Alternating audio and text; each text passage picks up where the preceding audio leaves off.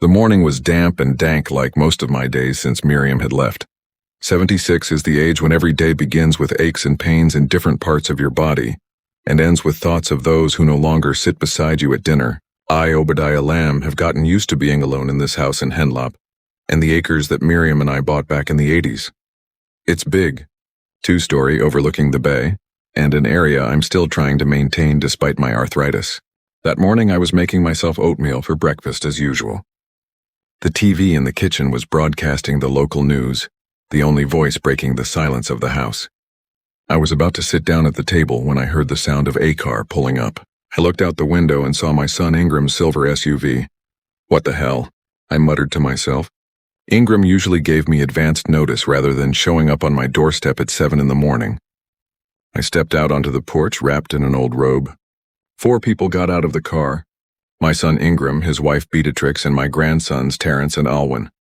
Beatrix immediately took charge of unloading the suitcases, not even bothering to say hello to me. "Daddy," Ingram smiled strainedly as he climbed the stairs. "We'd come to visit you with 6 suitcases." I nodded at the trunk from which Terrence was pulling another bag. "We plan to stay for a while," Ingram answered, avoiding my gaze. "We're renovating, remember? I told you about it on the phone." I didn't remember anything like that. The last time we'd spoken was 2 weeks ago, and Ingram had only asked about my health and retirement. "How long do you plan to stay?" I asked bluntly. "A couple of weeks, maybe a month," Ingram shrugged. "Don't worry, we won't bother you." He patted me on the shoulder and made his way into the house. Beatrix followed him, barely nodding at me, holding a fancy purse and a cell phone. "Hi, Grandpa," Terrence mumbled, walking past with 2 suitcases. "Hello, Grandpa." Alwyn, my granddaughter, at least tried to smile, but she was immediately staring at her phone. I was left standing on the porch looking out over the bay and thinking that my peaceful life had just ended. It took me about 10 minutes to gather my thoughts and return to the house, which was already filled with other people's voices and smells. In the kitchen, Beatrix was dumping the contents of my refrigerator. "Obadiah, this cheese has expired for 3 days," she exclaimed, showing me a package of cheddar. "And what is this horrible sausage? It has so many nitrates in it that you could die on the spot." I watched in silence as she threw away the groceries I had bought only 2 days ago. I wanted to say that I had lived to be 77 years old, eating what I liked, but I held back. Ingram, meanwhile, was walking around the house, looking around the rooms and talking on the phone. "Papa," he said, coming back into the kitchen. "Beatrix and I will take the main bedroom, will you? You'll be more comfortable on the first floor so you don't have to go up the stairs." I felt something inside me clench. The main bedroom was the room where I'd slept with Miriam for 45 years. There were still her pictures standing there, her books lying around. "I'm pretty comfortable in my bedroom," I replied, trying to speak calmly. "I take the stairs every day. It's good for my joints." "But Papa," Beatrix intervened, "you are 77. It's dangerous to climb stairs at your age. What if you fall at night when you go to the toilet?" "I have an upstairs bathroom," I objected, "and I've never fallen down the stairs in my entire life." "There's a first time for everything," Beatrix said. "Ingram, tell your father we're concerned for his safety." Ingram looked at me with that peculiar mixture of pity and irritation that I had begun to notice in his gaze in recent years. "Dad, please. It's only for a few weeks. Besides, the bedroom on the first floor is quite cozy." Cozy wasn't the word I'd used to describe the former guest room. There was a narrow bed, an old dresser, and nothing else. But I realized it was useless to argue. I nodded and went upstairs to gather my things. Moving into the small room took me all day, not because I had a lot of stuff, but because every item in the main bedroom was connected to a memory. The picture of Miriam and me on the beach in Cape May. Our wedding rings are in a box on the dresser, her favorite vase that I never put away after she died. By the time I was done that evening, the house no longer looked like the one I'd lived in for the past 40 years. Beatrix had hung some modern paintings, arranged her knickknacks on the mantelpiece, and moved my photographs. The living room now held Ingram's giant suitcase, which he hadn't even bothered to put away. The grandchildren had taken over the second bedroom upstairs, where my office used Toby, and from there now came loud music and the sounds of video games.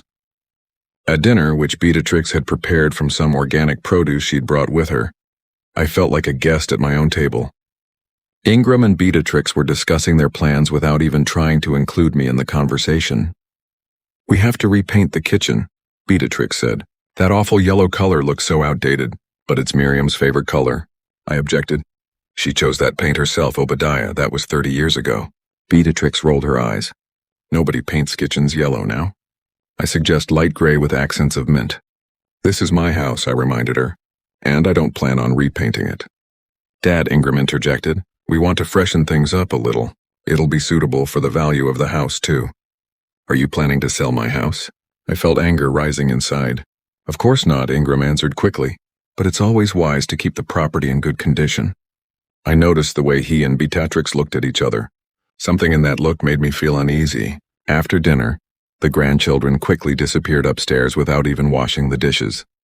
I started to put the plates in the dishwasher, but Beatrix stopped me. Obadiah, you're doing it wrong. The plates have to be rinsed first or the machine will get clogged. I've been using this dishwasher for 15 years, I replied. I know how it works. Ingram, Beatrix turned to my son, who was sitting in the living room staring at his laptop. Tell your father that he can ruin the machine. Ingram didn't even look up. Dad, please do as Beatrix says. She's better at appliances. I walked silently out of the kitchen and into my new room. I sat on the edge of the bed, and for the first time all day I felt how tired I was. Not physically, emotionally. I pulled out of my pocket the picture of Miriam I always carried with me. What would you do if you were me, darling? I whispered, looking at her smiling face. The following days turned into a real ordeal. Beatrix established a new routine in the house without asking my opinion. Breakfast was served at 8, not 7 as I was used to. Some herbal tea replaced my morning coffee because caffeine is bad for your heart at your age. Obadiah. My favorite shows on TV were declared too loud and outdated. In their place, the living room now had endless reality shows that Beatrix watched or sport channels that Ingram switched to. One day I returned from a morning walk and found that my collection of old records, which I had collected all my life, had disappeared from the living room. Where are my records? I asked Beatrix, who was arranging some decorative candles on the shelf where my record player used to stand. Oh, that old junk, she didn't even turn to me. I put it away in the garage. They were collecting so much dust and Alwyn's is allergic, it's not junk, I said indignantly. Some of these records are rare editions, they're worth money. Obadiah. Nobody listens to records these days. Shay finally looked at me with that condescending smile I hated so much. If you want music, Terrence can show you how to use Spotify. I left the house and headed for the garage. My records were piled in an old cardboard box. Some of the envelopes crumpled. I carefully pulled them out, checking for damage. The first edition of Miles Davis's Kind of Blue that I'd repurchased in the 60s. The Ella Fitzgerald albums that Miriam had loved so much they were all piled carelessly like junk. I took the box to my room and hid it under my bed. At least there, Beatrix wouldn't get to them. The grandchildren barely spoke Tome. Terrence was constantly busy doing his own thing, either going to job interviews or going out with friends. Alwyn spent most of her time in her room, occasionally coming down to get something from the refrigerator. When I tried to talk to her about college or her plans, she would answer with one-word answers and quickly find an excuse to leave. One day I offered my help when she was working on a project for school. I can help you with your research, I said. After all, I worked as a postal inspector for 40 years and know a thing or two about organizing information. Alwyn looked at me with that peculiar expression that young people have when they think an older man is hopelessly out of date. Thanks, Grandpa, but I'll Google it, she replied and went back to her laptop. A week after they arrived, I discovered that Beatrix had thrown out my old photo albums that I kept in the hall closet. Why would you do that? I couldn't believe my eyes when I saw the albums in the trash can in the backyard. Obadiah, they were taking up too much space, and we needed somewhere to store our stuff, she replied without even apologizing. Besides, all those old photos can be scanned and stored digitally. It's much more convenient that way. These albums are my life, I said, pulling them out of the trash. These are pictures of my parents, of my youth, of Ingram's early years, Dad. Ingram intervened, who, as usual, showed up when the conflict had already started. We're just trying to clean up. There is too much stuff. I looked at him. This is my house, and these things are my life. I didn't ask you to clean it up. But you live alone, Ingram said, with the same tone he'd used to talk to me when I was old. It's hard for you to manage a house this big. We're just helping out. I took the albums to my room and added them to the growing collection of things I had to rescue from Beatrix. My little room was slowly becoming a repository for my life, which was being methodically purged from the rest of the house. That night, sitting on my narrow bed and flipping through the salvaged albums, I thought seriously about my future for the first time. It was obvious that Ingram and Beatrix weren't planning to leave in a couple of weeks as they claimed. They were settling in, changing the house to suit themselves, gradually displacing me and my belongings. I felt like a ghost in my own home whose footprints were being methodically erased. I looked at the picture of Miriam and me standing in front of this house the day we bought it. We were so happy then, full of plans and hopes. We imagined growing old here, sitting on the porch and watching the sunset over the bay. Miriam didn't live to see it. Cancer took her 5 years ago, and now I was in danger of losing the house we love so much too. I couldn't let that happen. I had to find a way to maintain control of my life before it was too late. Everything changed one rainy Sunday. 2 weeks after my house had become someone else's territory, I was sitting in my room as I usually had been for the past few days, rereading old letters to Miriam and listening to jazz from my phone through my headphones. Terrence had shown me how to use Spotify after all. It was the only helpful thing that had happened in these days. It was drizzling outside the window, drops dripping down the glass, and I remembered all those rainy days we'd spent with Miriam by the fireplace, talking about books we'd read and plans for the future. A quiet knock on the door brought me out of my reverie. I took off my headphones and invited him in, expecting to see Ingram or Beatrix with another complaint. But Alwyn's head appeared in the doorway. "Grandfather, may I come in?" she asked tentatively. "Of course, come in." I was surprised and pleased. My granddaughter had rarely sought my company since they had arrived. Alwyn entered and stopped awkwardly in the middle of the room. Looking around, I noticed that it was the first time she'd seen what my home had become. A warehouse of salvaged items, memories, and things Beatrix had deemed outdated and unnecessary. "Wow," she said, looking at the stacks of books, albums, and record boxes. "I can see where all the stuff in the living room went." "Not all of it," he answered. "A lot of it your mother just threw away." Alwyn grimaced and sat on the edge of the bed. "Grandfather, I came to warn you." Something in her voice made me wary. About what? I overheard my parents talking. She lowered her eyes. "Mom's decided her parents are moving here. Grandma Prudence and Grandpa Gar. They're selling their house in Rehoboth Beach." I felt a chill go through me. Even if the house had been twice as big, there wouldn't have been room for this crowd. But it wasn't just about space. Where do they plan to put them? I asked, though I already knew the answer. That's why I came. Alwyn fidgeted with the edge of her t-shirt. "Mom and Dad think you'd be better off somewhere else." "What other place?" My voice shook, though I tried to stay calm. "A home for older people." Alwyn squeezed out. "They've already found a place in Louis and put down a deposit. They say you'll be taken care of by professionals and you won't have to worry about cooking and cleaning and all that." I felt the anger rising in me in a wave. Ingram and Beatrix were planning to evict me from my own home to make room for her parents. "When are they going to tell me about this?" I asked, trying to keep my voice steady. "Tonight," answered. "They're waiting for Terrence to come back from his interview. They want the whole family together. Except for me, I suppose." I grinned bitterly. "I'm not part of the family anymore, am I?" "Grandfather, don't say that," Alwyn objected. "It's just that they think it's best for everyone. Mom says you can't live alone anymore and they're too busy to take care of you. Look after me." I rose from my chair, feeling a surge of energy from indignation. I've been taking care of myself for 77 years. I worked as a postal inspector for 40 years, raised your father, built this house with your grandmother, Miriam, and now they think I'm an incompetent old man who should be put in a nursing home. Alwyn looked startled by my outburst. She'd never seen me in anger before. I took a deep breath, trying to calm myself down. "I'm sorry, Alwyn," I said more quietly. "I'm grateful you warned me. At least I'll have time to prepare." "What are you going to do?" she asked anxiously. "I don't know yet," I answered honestly, "but I'm not going to give up without a fight." In the evening, just as Alwyn had predicted, Ingram called a family council in the living room. I sat in my old chair, the only thing in the room that Beatrix couldn't throw away because I refused to get up out of it when she tried to clean it, and watched the faces of my relatives. Ingram looked tense. Beatrix was tapping her foot impatiently on the floor. Terrence was staring at his phone, pretending he wasn't here, and Alwyn was avoiding looking me in the eye. "Dad," Ingram began after a long pause, "we want to talk to you about the future." "My future?" I clarified, looking him straight in the eye. "Or the future of this house." Ingram hesitated, but Beatrix took the initiative. "Obadiah," she said in that tone one uses with a cranky child, "we can all see that you are finding it hard to live alone. You forgot to take your medication. You don't eat properly. Your house is in a state of disrepair. We're worried about you." "Really?" I couldn't help but be sarcastic. I thought you were worried about where to put your parents. Beatrix. She flinched, and Ingram cast a glance at Alwyn, who shrank back in her seat. Dad, let's be honest, Ingram said. Yes, Beatrix's parents are selling their house and moving closer to us, but that's a separate issue. We're really concerned about your health and safety, so much so that they decided to evict me from my own home. I could feel my hands shaking with anger, but I tried to speak calmly. We found the perfect place, Beatrix interjected. Pinarov is not just a nursing home, but a real community for active retirees. There's a pool, a library, and organized excursions.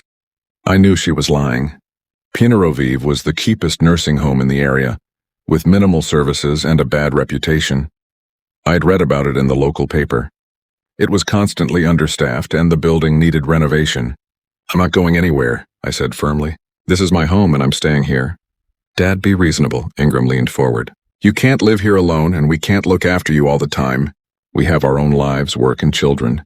I didn't ask you to look after me, I reminded him. You came here and decided you could run my life and now you want to get rid of me to make room for Beatrix's parents. Oadia, Beatrix was outraged. How can you say that?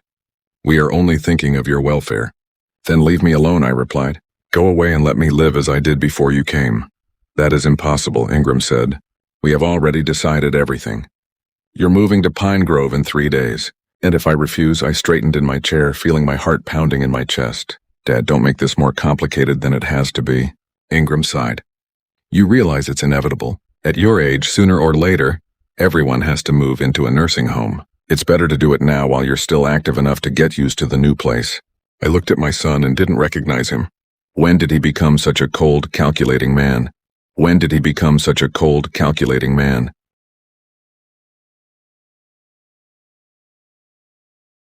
Where is the boy I taught to ride his bike? The boy I read books to before bed? The boy I comforted after his first heartbreak? This is my home, I repeated. I'm not going anywhere. If you don't go voluntarily, Beatrix said with ill-concealed irritation, we'll have to get a guardianship. Ingram has already consulted a lawyer. At your age, the testimony of a couple of doctors would be enough to declare you in need of guardianship. I felt a chill go down my spine. They threatened to take away not only my home but my right to control my own life. Would you do that to your father? I asked Ingram, not believing my ears. He looked away. Dad, don't bring it up. Just agree to move in and everything will be fine. I realized I had lost this fight.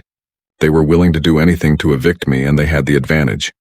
Youth, legal knowledge, and resources. I had nothing but my stubbornness and sense of injustice. Okay, I finally said. I'll go to that nursing home of yours, but don't think I'll never forgive you for that. The next 3 days passed like a blur. I watched Beatrix and Ingram pack my things, deciding for me what I would need in the nursing home and what was unnecessary. Most of my books, my stamp collection that I had collected all my life, and many of my photographs were all declared unnecessary and sent to the garage for storage. I could only take my clothes, a few personal items, and photos with me. The rooms at Pine Grove were small and a lot of stuff wouldn't fit in there. Alwyn tried to help me by sneaking things into my suitcase that Beatrix had put aside.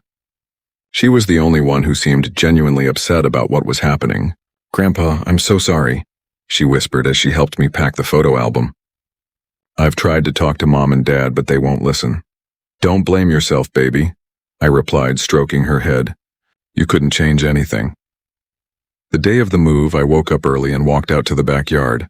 The fog had not yet cleared over the bay and the water seemed silvery in the morning light. I stood there for a long time, soaking up the view that had been a part of my life for so many years. Miriam and I loved to sit on the veranda on summer evenings, watching the sun set over the bay, coloring the sky and water in shades of pink and gold. Now I didn't know if I would ever see that view again. Ingram found me there an hour later. Dad, it's time to go, he said, trying to sound cheerful. The car is already loaded. I nodded and took one last look at the bay before turning and walking toward the house. Ingram's SUV was parked by the porch. 2 suitcases and a box were loaded in the trunk. All that was left of my life. Beatrix was fussing around, checking to see if everything was locked, if we'd forgotten anything. She looked almost happy, as if getting rid of me was a great relief. Obadiah, she said as I approached the car. Don't forget your pills. I put them in the side pocket of my suitcase and made an appointment schedule. You'll give it to the nurse when we get there. I didn't answer, just sat in the back seat next to Alwyn. Terrence had stayed home, He had a necessary appointment, he explained. I was even glad he hadn't gone. At least there would be one less witness to my humiliation. The drive to Pine Grove took about 30 minutes. I looked out the window at the familiar places whizzing by. The post office where I worked, the park where I walked with Miriam, the store where I bought her flowers every Friday, and felt a part of me die. Pingrove turned out to be precisely what I expected. A dreary 3-story gray brick building surrounded by stunted trees and a neatly trimmed but lifeless lawn. Not a trace of that active retirement community Beatrix had spoken of. Through the windows, I could see older adults sitting in chairs in the standard room, staring mindlessly at the TV. It looks nice, Alwyn said uncertainly as we got out of the car. Don't pretend, baby, I replied quietly. We both know what this place is. The receptionist, a full middle-aged woman with a strained smile and tired eyes, greeted us. She walked us through the check-in process, showed us to my room, a small space with a narrow bed, nightstand and closet, and handed us a schedule of meals and medications. Dinner is at 17:30, she said, looking into her papers, not at me. Don't be late or you'll have to wait until breakfast. Ingram and Beatrix helped me put my things away, which took only a few minutes, so few were there. Then came the moment of farewell. Papa Ingram looked awkward. We'll be visiting you. Maybe not right away.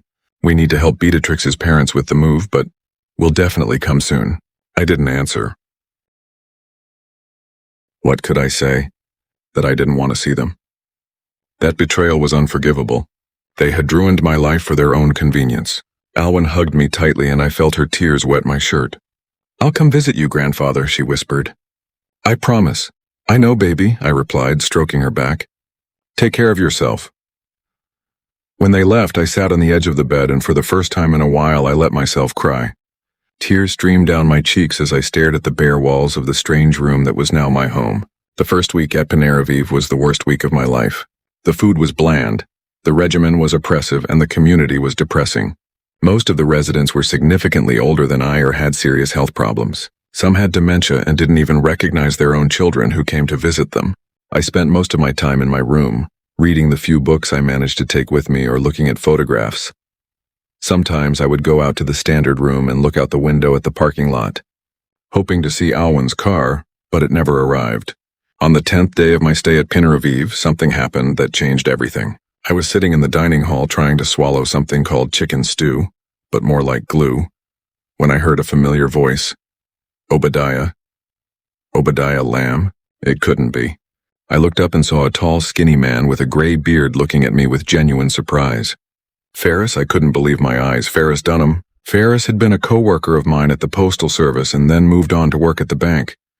We'd been friends for years, but lost touch after his wife died when he moved in with his daughter in Baltimore. What the hell are you doing in that almshouse?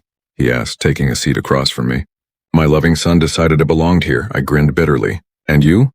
I've been here for 8 months, Ferris replied. After my second stroke, my daughter decided she couldn't take care of me. I was too weak to argue. We talked all through lunch and sat in the standard room for a long time afterward. Ferris told me about his life after the move, how his daughter had sold his house, how he had lost most of his belongings, and how he had gradually come to terms with his new reality. But you, he said, looking at me carefully, you're still strong. You walk on your own. Your head is clear. Your hands are not shaking. What about your house? He told him the whole story, how Ingram and Beatrix had invaded my life, how they had gradually forced me out of my own house, how they had finally evicted me to make room for Beatrix's parents, and the house belongs to them now, Ferris asked when I had finished. No, I shook my head. That's the irony of it. The house is still registered to me. Ingram should have deeded it to me 2 years ago. But he kept putting it off because he didn't want to pay the gift tax, said he'd get around to it, that it was better to wait until until you went to the other side of the world. Ferris said bluntly. He was always a man who called things by their proper names. Exactly, I nodded, and as long as the houses listed as mine are used, they use them. Ferris rubbed his chin thoughtfully. You know, Obadiah, he said after a pause, if the house is legally yours, you can do whatever you want with it, like sell it. Sell it? I'd never thought of that. The house was a part of me. The place where I spent most of my life, where my memories were kept. Think about it. Ferris leaned closer. Your son and daughter-in-law threw you away like you were nothing. They live in your house, use your possessions, and they sent you here to die. Why not teach them a lesson? I was beginning to see where he was going with this. Are you suggesting I sell the house out from under their noses? I asked, feeling something like hope stirring in my chest. Exactly. Ferris smiled broadly. I spent 30 years in a bank, Oadiah. I know how these things work. If the house is in your name, you have every right to sell it. They don't even have to know about it until the deal is finalized. It pictured Ingram and Beatrix's faces when they found out they could no longer live in my house. It would be the perfect revenge. But where would I go, I asked. Even if I sell the house, I still need somewhere to live, and there might not be enough money for a new place given the prices right now. I've thought about that too, Ferris squinted slightly. My nephew has a real estate agency in Lewis. He can help you find a buyer who will agree to let you live in a guest house or an annex. Many rich people are looking for property in Henlopen Acres and are willing to agree to different terms to get a good house. I could feel a plan starting to form in my head. This could work. I could regain control of my life and at the same time, take revenge on those who had betrayed me. Ferris, I said, looking at my old friend with renewed determination. Tell me more about this nephew. As promised, Ferris introduced me to his nephew, Horace Dunham, the very next day. Horace was an energetic man of about 45 with shrewd eyes and a keen gaze that made me think of the sharks I had sometimes seen off the Gulf Coast. He had come to Pinero Vive on the pretext of visiting his uncle, and we met in the little garden behind the building, where patients did not usually walk for lack of benches and shade. Uncle Ferris has told me your situation, Mr. Lamb, said Horace after we had exchanged greetings, and I think I can help you. Do you really think anyone would be willing to buy a house with such an encumbrance as I am? I asked bluntly. I'd been thinking about Ferris's plan all night, and I doubted its feasibility. Horace smiled, showing flawless teeth that were obviously worth a lot of money. Mr. Lamb, you underestimate the appeal of real estate in Henlopen Acres. Prices there have risen 30% in the last 2 years. A house overlooking the bay with a lot like that, believe me, there will be buyers willing to make any offer. But wouldn't my son be able to contest the sale? That was my biggest fear. He lives there. If the house is officially registered in your name, and there are no documents restricting your right to dispose of it, such as a life annuity or a gift with the right to reside, then legally you have every right to sell it. Your son can only challenge the sale if he can prove that you are incapacitated or acting under duress. That's why they put me here. I grinned bitterly, to make it easier to prove my incapacity later. That's why we need to act quickly and carefully. Horace nodded. I'll prepare the paperwork, find buyers, and we'll do the inspections while your son is at work. No one will know about the sale until the contract is signed and registered. And how would we organize the inspections? I couldn't imagine secretly showing the house to potential buyers while Ingram and Beatrix were at work. I'm locked in here. Do you have keys to the house? Horace asked. I nodded. When they brought me to Pinero Vive, I had put a bunch of keys in my jacket pocket, and no one had thought to take them. That's great. I'll organize day trips for you. Officially, it's part of a socialization program for patients. They take groups to shopping malls, museums, and parks. It's common practice in these facilities. I'll make arrangements with the administration to include you in these trips, and I'll be waiting outside in my car. The plan sounded like a spy operation, and part of me couldn't believe that I, a 77-year-old retired postal inspector, was seriously considering such a venture. But the other part, the part that still remembered the humiliation of being banished from my own home, yearned for justice. What if Ingram or Beatrix is home during the inspection? I always make sure the path is clear beforehand, Horace replied confidently. It's standard practice in my business. Sometimes I have to sell houses where the spouses are divorcing, and one of them doesn't want to sell. Believe me, I know how to handle it delicately. We agreed that Horace would start the paperwork immediately. I needed to provide him with a copy of the property certificate, which fortunately I always kept in an envelope, along with other essential documents in my wallet. The foresight I'd developed from years of dealing with postal mail had served me well for the first time in a long time. 3 days later, Horace called me on the Piner Grove phone and informed me that the paperwork was ready. The house was for sale. No address, just neighborhood and features, and there were several interested buyers. You have your first tour tomorrow, Mr. Lamb, he said.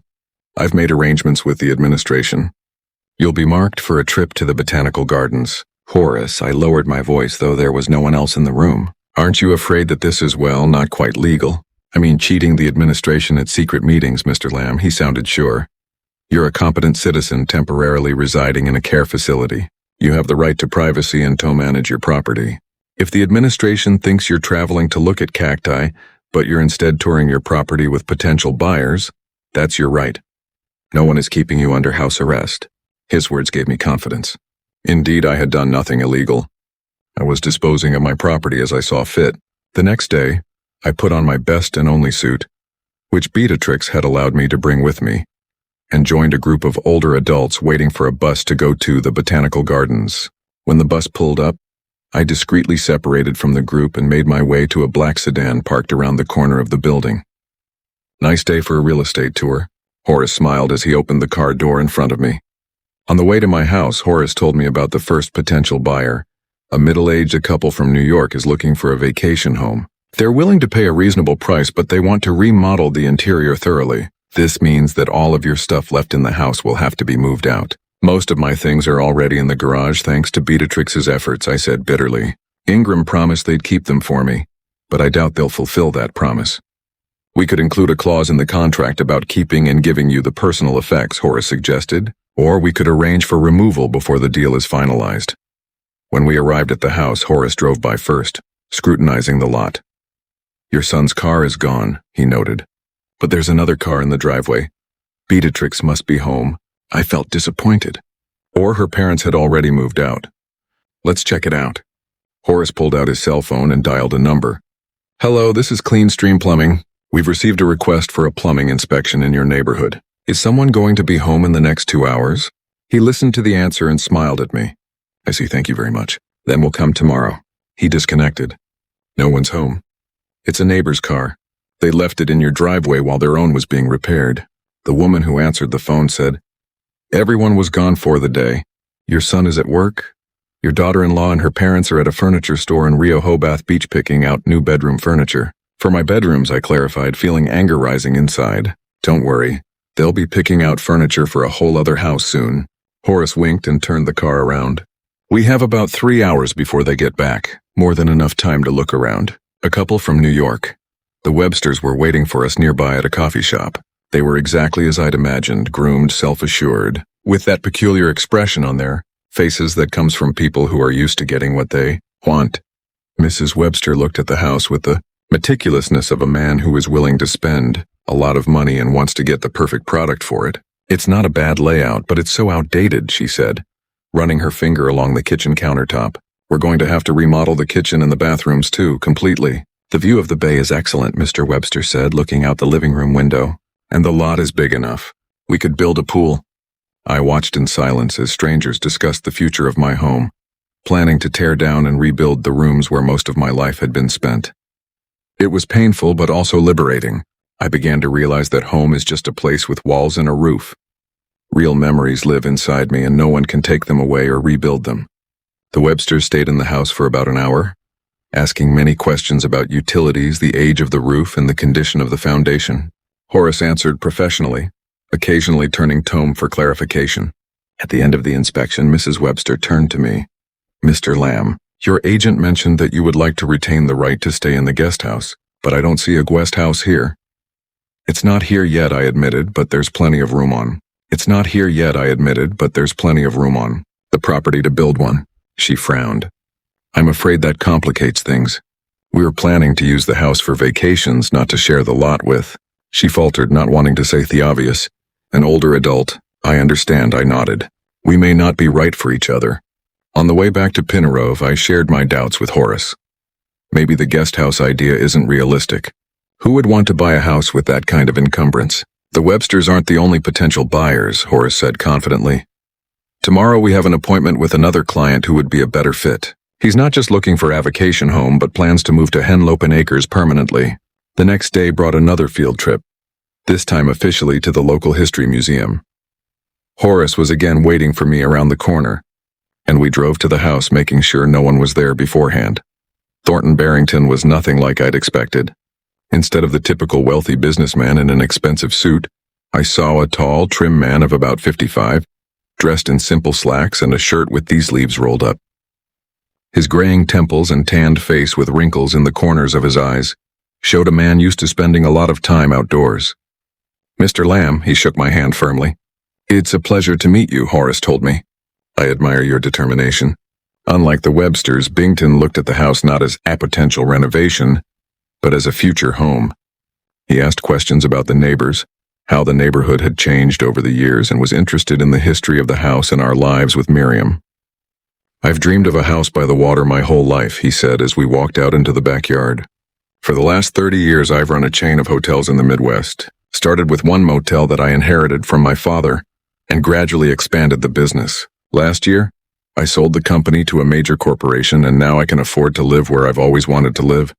"And you're not uncomfortable with the guest house clause?" I asked bluntly.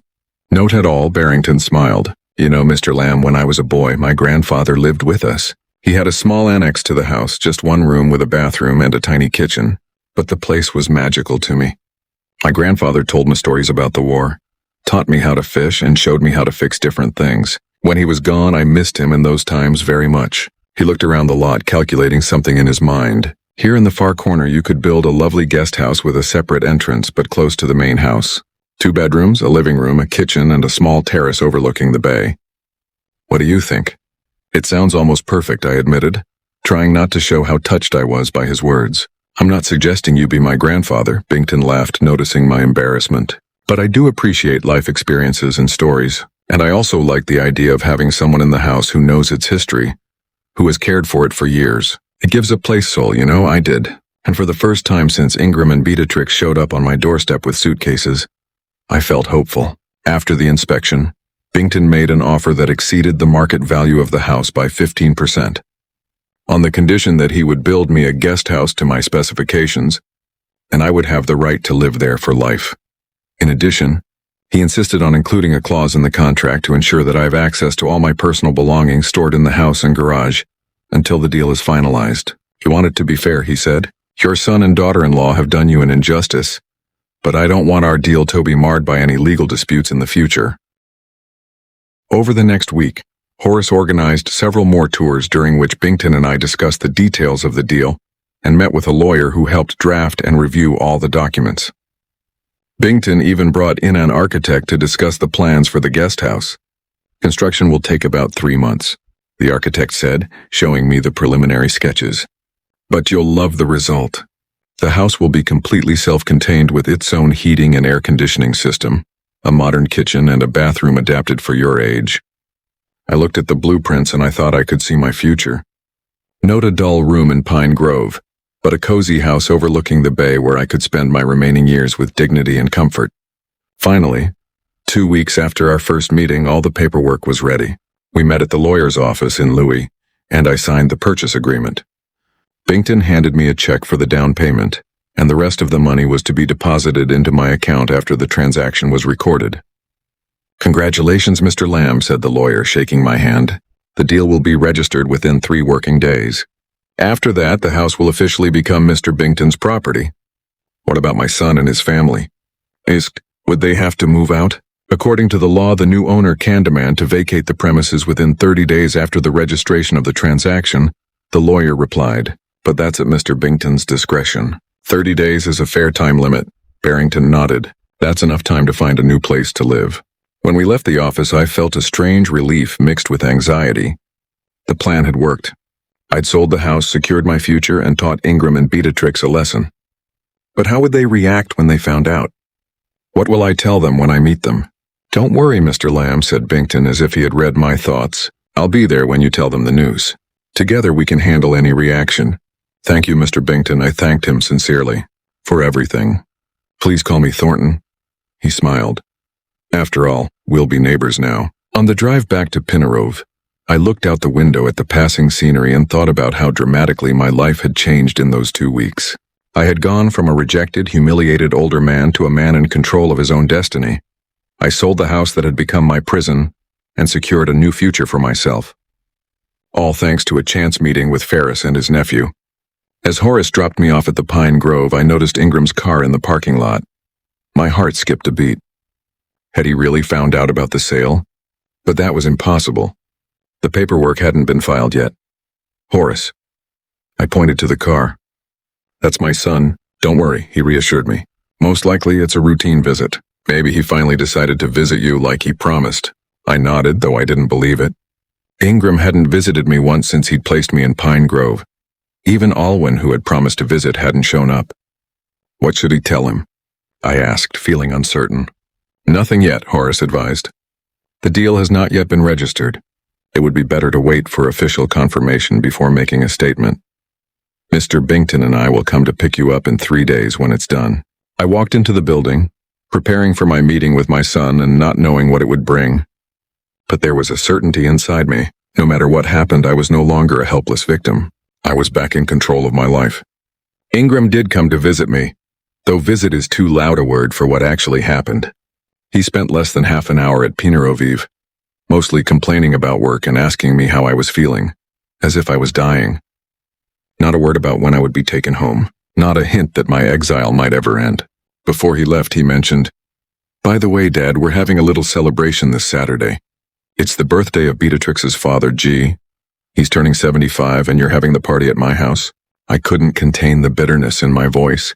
Ingram frowned as if my words had caught him off guard. "Well, technically, it's still your house." "Yes, but you don't mind, do you? After all, we live there and Beatrix's parents are there now too." "Already moved in?" I knew the answer, but I wanted to hear it from him. "Yes, last week." He looked a little guilty, but quickly pulled himself together. "They sold their house in Rehoboth Beach and are now living with us. We remodeled the rooms upstairs a bit. I hope you don't mind. I thought about the papers I had signed 3 days ago, the check that was in Horace's safe, and the plans for the guest house that the architect had shown me. All these were my secrets, my little revenge for betrayal, and the moment to reveal it was at hand. "I don't mind," I lied with a smile. "It's a big house with plenty of room for everyone." Ingram relaxed visibly, clearly relieved by my sudden compliance. "That's good. I knew you'd understand. It's only temporary until we—" He stammered, not wanting to be finalized. He stammered, not wanting to finish the sentence. "Until you can find me a better place than Pine Grove," I suggested, keeping my tone friendly. Exactly, he nodded, not recognizing the irony. "Beatrix and I are looking at better options. Pinerove is certainly not the place where you should be spending your time." He paused again. "The rest of my days," I prompted. "I meant to say the near future." Ingram smiled awkwardly. When he left, I sat at the window for a long time, looking out at the parking lot and thinking about the upcoming Saturday. Horace had promised that the paperwork would be filed by Friday, and Thornton and I had planned a visit on Saturday morning. But now that I've heard about the party, it might be even better to announce the news in front of all the guests. Let Ingram and Beatrix experience the same public humiliation I had experienced when I was evicted from my own home. I called Horace from Ferris's phone and told him about the conversation with my son. "It could be good for us," Horace agreed after a moment's thought. "If all the guests are already in the house, it will be harder for Ingram and Beatrix to make a scandal. They'll want to save face." "How do we explain my appearance?" I asked. "They didn't invite me to the party. Mr. Binkton can call ahead and say he wants to see the house as a potential buyer. They don't know it's already sold. Let's say it's urgent, that he flew in from out of town and can only make time on Saturday." It was a risky plan, but I liked it. For the first time in a long time, I felt a rush of adrenaline and excitement, feelings that I thought had forever left me as I got older. Friday came and went, and with it the last formalities of the paperwork. Horace called me that evening and confirmed that the deal was officially registered. The house was no longer mine. It belonged to Thornton Binkton. "I called your son," Horace said. I introduced myself as Mr. Binkton's agent and said that my client was very interested in buying their house and would like to see it tomorrow around 2 p.m. And what did Ingram say? I nervously imagined the conversation. At first, he was shocked and said the house was not for sale. I apologized for the misunderstanding and explained that there must have been an error in our AI's database. But then I added that Mr. Barrington was willing to offer a sum well above the market value and your son was interested. "You bet," I grinned. Ingram never missed an opportunity to make money. He said they were having a family reunion tomorrow, but they could spare half an hour before the event. I confirmed the appointment for 140. "Mr. Binkton and I will pick you up from the Pine Grove at 13:30. I barely slept that night replaying the scene in my head. How would Ingram react when he found out the house was sold? What would Beatrice say? And her parents? I was both scared and happy at the same time. In the morning I shaved thoroughly, put in my only suit and shone my old shoes. I wanted to look dignified at the moment of my triumph. At precisely 13:30, Horace and Thornton Bington were waiting for me at the entrance to Pinaraviv. Thornton was dressed in an immaculate navy blue suit, but he wore it with a careless elegance that made him look like a man accustomed to expensive things. "Ready for the big day, Wadia?" he asked, shaking my hand. "Ready as ever," I replied, feeling my heart pounding. On the way back to the house, we discussed our plan once more. Thornton would play the role of interested buyer until we were inside the house. Then I would announce the truth. "Don't make any sudden moves," Horace warned. "Your son may try to challenge the deal, claiming that you were incapacitated or pressured. Please don't give him a reason." "I'll be reasonable," I promised, though a storm of emotion raged inside me.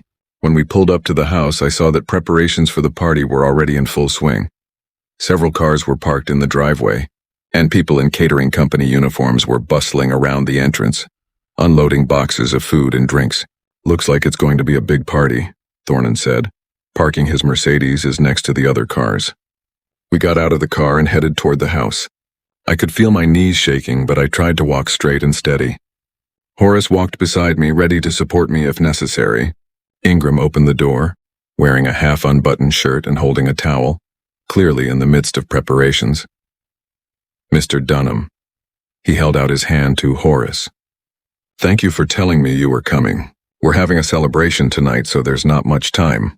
He paused, noticing me standing just behind Horace and Thornton.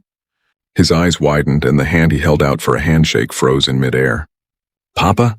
He looked as if he'd seen a ghost. "What are you doing here?" "Hello, Ingram."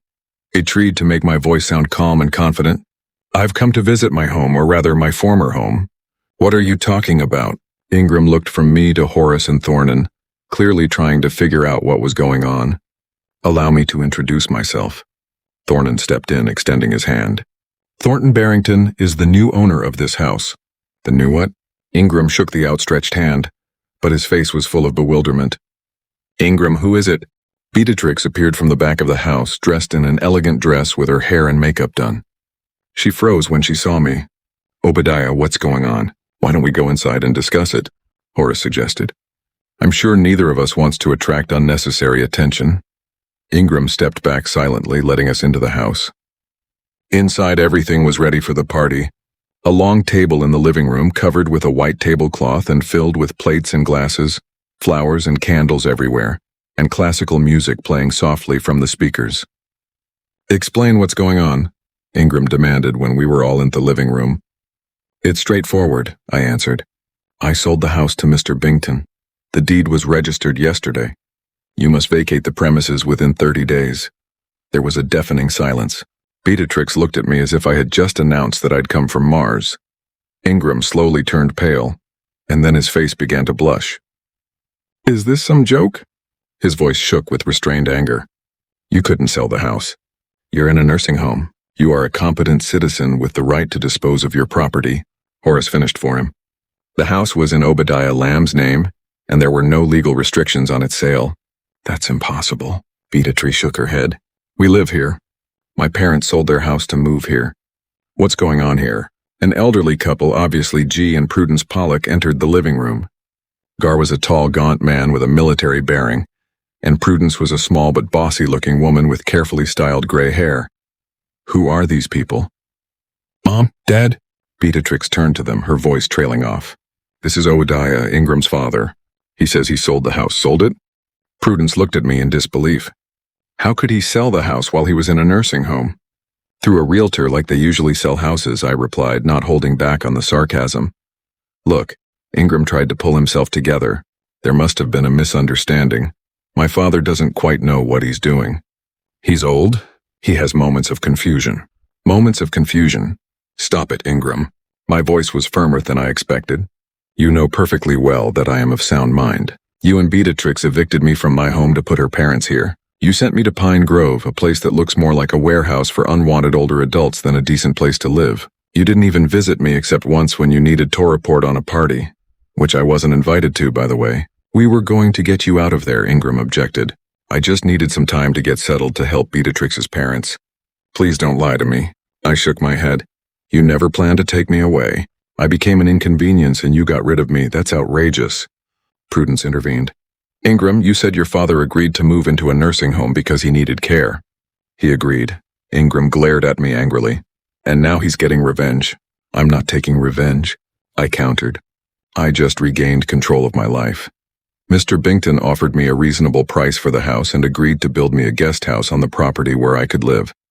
I'll no longer rot in Penrove and I'll no longer be at your mercy. A guest house?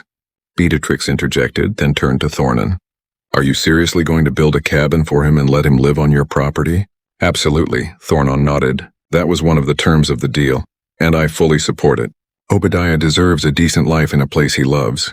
This is wild. Ingram shook his head. The deal cannot be legal. My father was in a care facility. He could not make such decisions on his own. Here's a copy of the purchase agreement. Horace pulled a folder of documents out of his briefcase. And here's an extract from the registry confirming the registration of the transaction. It's all perfectly legal. Obadiah was declared fully capable by an independent doctor before signing the papers. Ingram grabbed the documents and began frantically going through them as if he hoped to find some mistake or loophole. It's impossible, he mumbled. How could you? At that moment, the doorbell rang. Beatrix shuddered and looked at her watch. My God, it's the guests. They are beginning to arrive. And we have this here.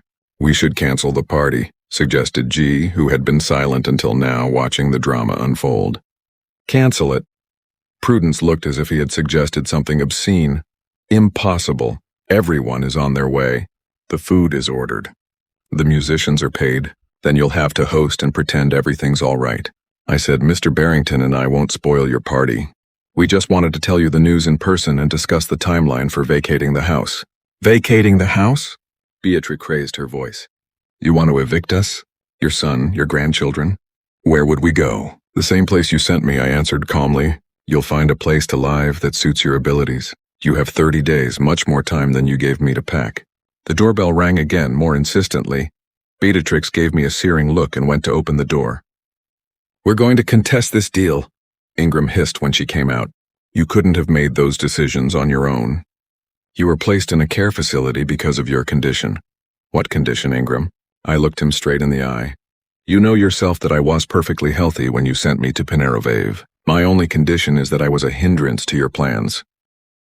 The first guest to enter the living room was an elderly couple I didn't know. They stopped in the doorway, clearly sensing the tension in the room. Is this a bad time? The man asked uncertainly. No, come in. Beatrix returned to the living room with a strained smile. We were just discussing family matters. Meet Ingram's father, Obadiah, and his friends. Business associates, Thornton corrected, nodding politely. The next half hour passed in a strange, tense atmosphere. The guests kept arriving. Beatrix and Ingram tried to pretend that everything was all right, but their fake smiles and nervous glances betrayed the actual state of affairs. Prudence was whispering arguments with G in the corner of the room, occasionally throwing angry glances at me. I watched it all with a feeling close to satisfaction, not gloating, more like relief that justice had finally been served. They had thrown me out of my life as a waste, and now they were facing the same uncertainty themselves. Finally, when there were about 20 guests in the house, Thornton came to me. Our message has been delivered, he said quietly. Shall we leave them to digest the news? I nodded, feeling suddenly tired. The emotional strain of the last few hours had taken its toll. Thornton, Horace, and I headed for the exit. Ingram intercepted us at the door. This isn't over, he said, lowering his voice so the guests wouldn't hear. I will fight for this house. You can't just throw us out on the street. I'm not throwing you out on the street, I replied calmly. You have 30 days to find a new place to live. And unlike you, I'm not forbidding you to take all your things. You'll regret it, he said, his eyes openly threatening. I've already regretted a lot of stuff, Ingram, I said, feeling my heart clench. I regretted not seeing the man you'd become. I regret letting you and Beatrix manipulate me, but I will never regret taking back control of my life. I left the house without looking back. Thornton and Horace followed me. When we got into the car, I finally let myself breathe. Are you all right, Obadiah? Thornton asked, looking at me with concern. Yes, I replied, surprised at how truthful my answer was. I'm fine. For the first time in a long time, I was really okay. As we drove away from the house, I saw Ingram standing on the porch in the rearview mirror, staring after us. His face was contorted with anger. But behind that anger, I could see fear. The fear of a man who had suddenly lost control of the situation. and didn't know what to do next. It was precisely the feeling I had experienced when they had taken me to Piñerovive.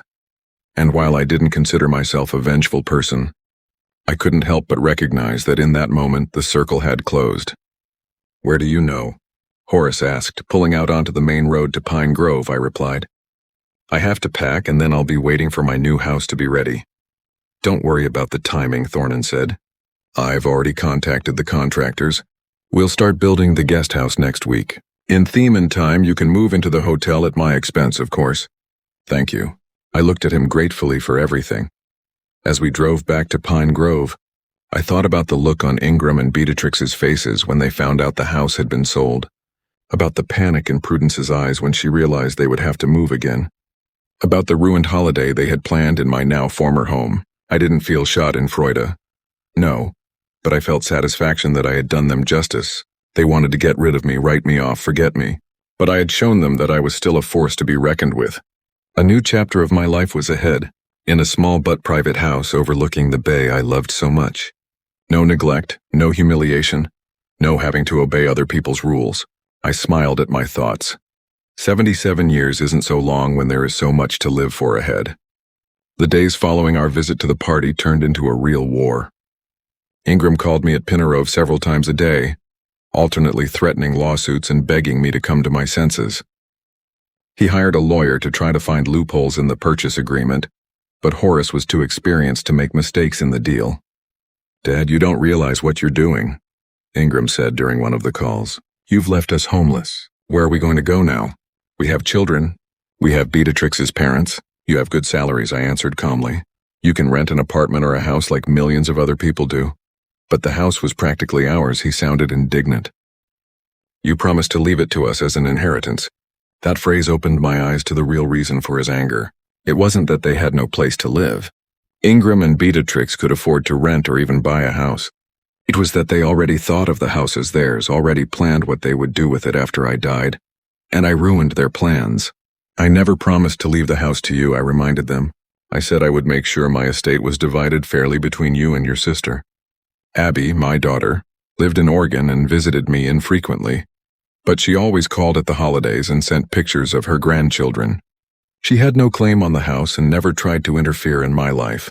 I decided long ago that she would get an equal share of my inheritance, although Ingram always felt he should get more since he took care of me. "Abby doesn't even visit you," Ingram exclaimed. "She lives on the other side of the country and comes once every 5 years. At least she didn't send me to a nursing home to make room for her family," I countered. After that conversation, Ingram changed tactics. 2 days later, Beatrix and her grandchildren arrived at Pine Grove. Terrence looked annoyed and showed he'd been forced to come, but Elwyn seemed genuinely happy to see me. "Grandpa." She hugged me when we met in the standard room. "I missed you so much." "I missed you too, baby," I replied, touched by her warmth. "How are you doing in college?" "I'm good," she smiled. "I got an excellent grade on my economics project.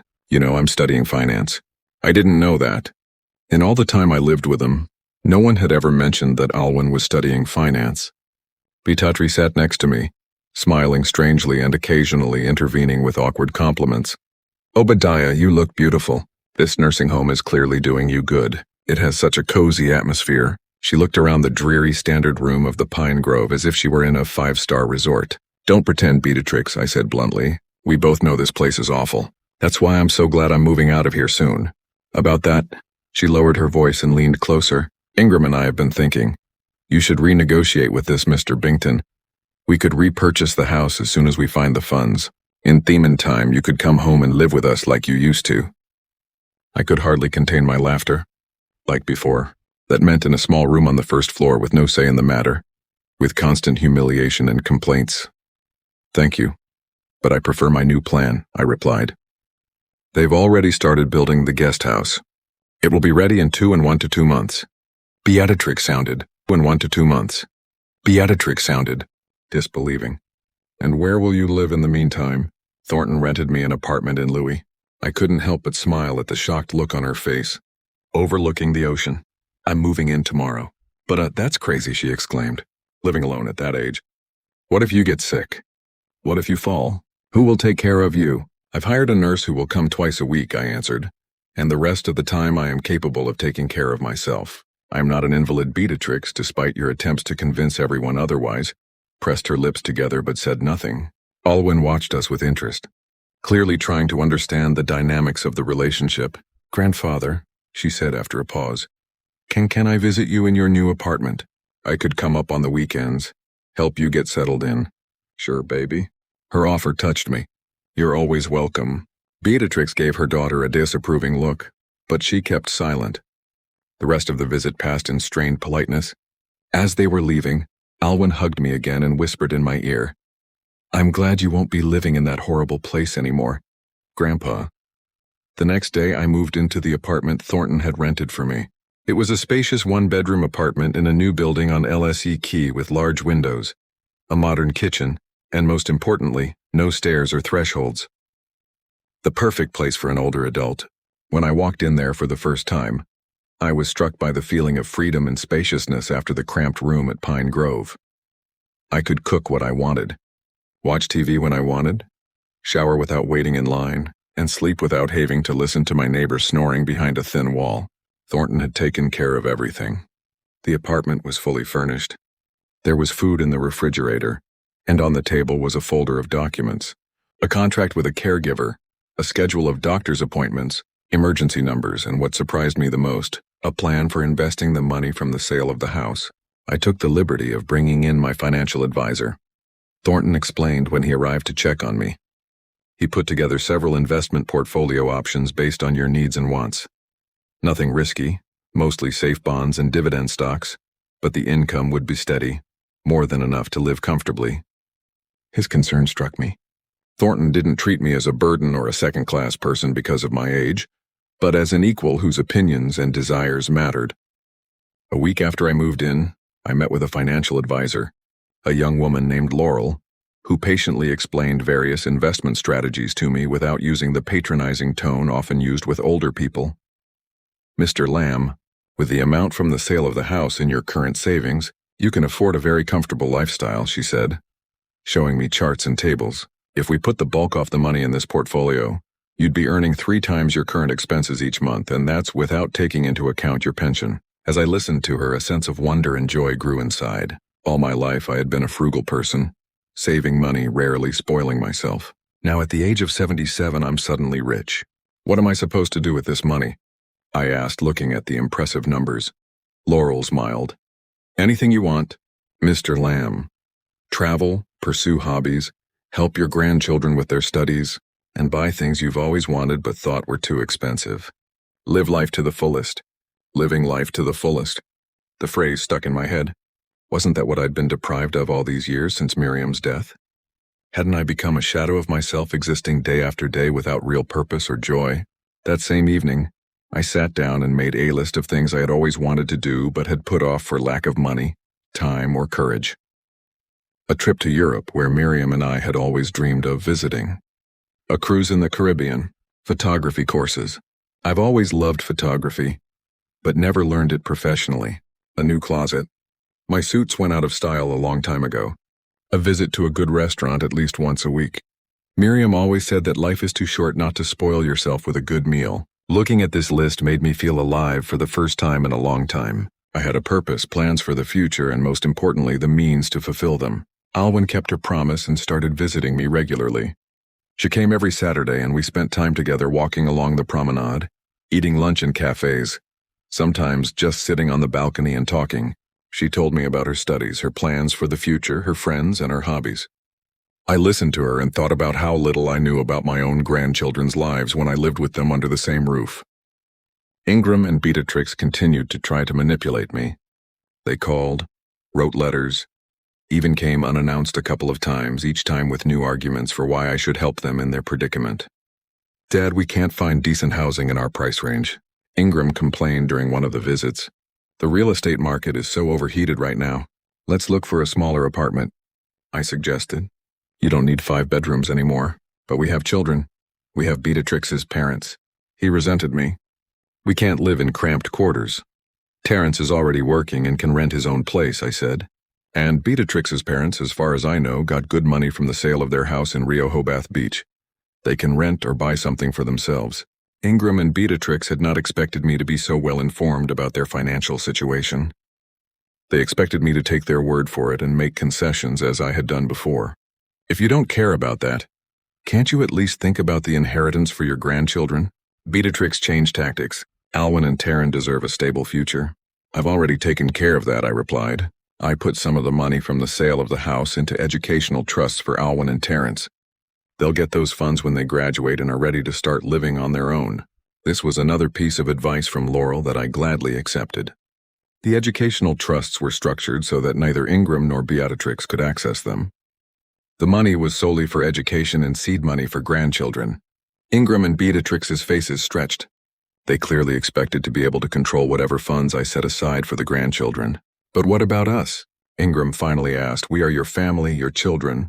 Won't you leave anything to us? I looked at Myson and his wife, trying to find some genuine concern or love in their faces. But all I saw was greed and irritation.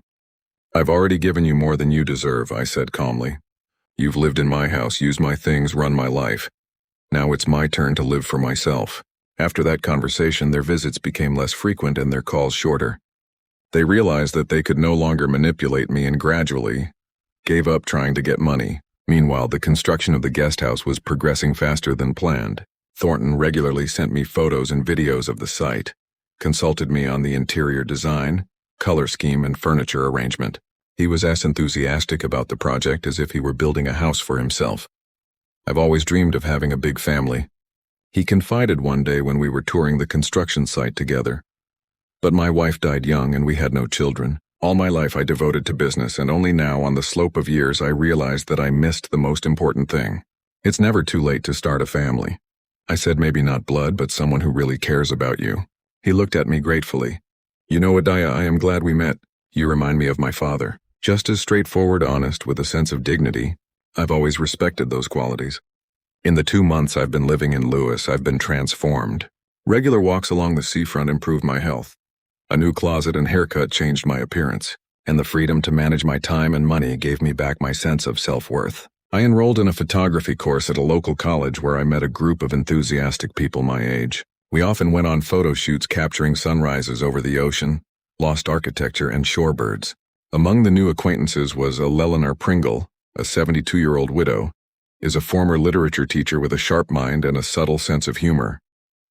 We quickly found a common language and began to spend more and more time together. Went to the movies, to restaurants, to concerts at the local Philharmonic. You've changed, Grandpa, Alwyn remarked during one of our visits. It's been a long time since I've seen you so happy. We were sitting in a cafe on the waterfront enjoying Saturday brunch. I just showed her the pictures I'd taken at dawn. The misty beach, the seagulls hovering over the waves, the fishermen's boats heading out to sea. I feel different, I admitted. It was as if I feel different, I admitted.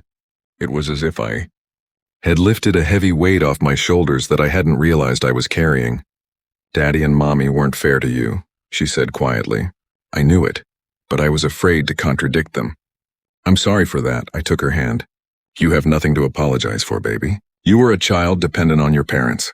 No one expected you to stand up for me, but I could have at least visited you at Pine Grove. Tears glistened in her eyes. I promised, but I didn't come once. You're here now, I smiled. That's the main thing. Our conversation was interrupted by my phone ringing. It was Eleanor who invited me to a poetry night at the local library. I accepted, and when I finished talking, I noticed that Alwyn was looking at me curiously. Who is it? She asked with a slight smile. A friend, I answered, feeling myself blush like a teenager. Eleanor Pringle. We met on a photography course. Just a friend. Alwyn raised an eyebrow.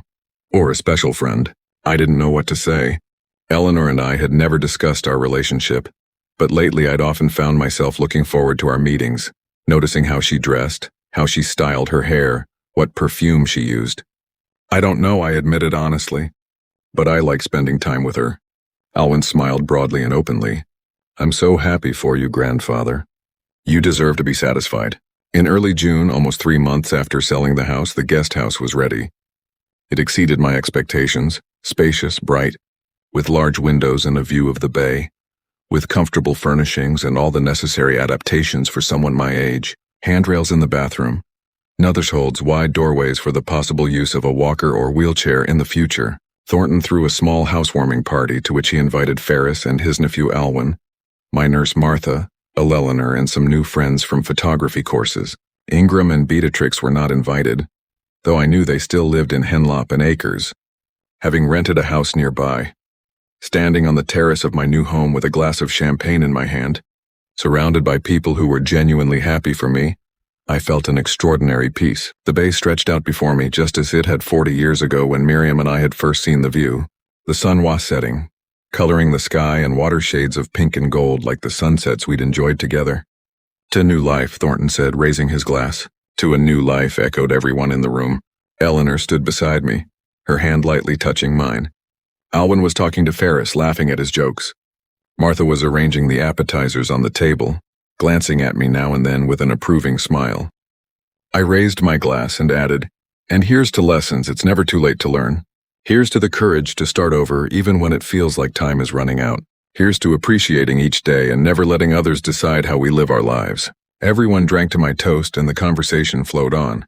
But I stood for a while longer, looking out over the bay and thinking about the path that had brought me here, of betrayal and pain, of loss and gain, of closed and open doors. I felt no bitterness toward Ingram and Beatrix, though I did not forgive them completely. They had made their choices. I had made mine. We may find common ground someday. Perhaps not. But that wasn't so important now. What was important was that at 77, I had finally learned to put myself first, learned to say no to those who tried to manipulate me and yes to new opportunities and joys. I learned to live in the present moment, not in the past or the misty future. Eleanor touched my arm quietly. "What are you thinking about, Obadiah?" I looked at her, a beautiful woman with intelligent eyes and gray hair arranged in an elegant style, and thought that life is indeed full of surprises. "About how it's never too late to start a new chapter," I replied, squeezing her hand, "and how grateful I am to fate for everything, even the hard times. They've brought me here to this moment, and you know what? I wouldn't trade it for anything else." We stood side by side watching the sunset over the bay, and I felt like I'd finally found what I'd been looking for all my life, not just a home but a sense of belonging, not just comfort but true freedom. Freedom to be myself, freedom to choose my path, freedom to savor every moment that life has to offer. And in this freedom, in this sense of peace and tranquility, I finally found my happiness, not in outstanding achievements or material values, but in simple joys, in the laughter of friends, in the touch of a hand in the rays of sunset over the water, in the knowledge that tomorrow will be a new day full of opportunities and this day will belong only to be. It will belong only to be.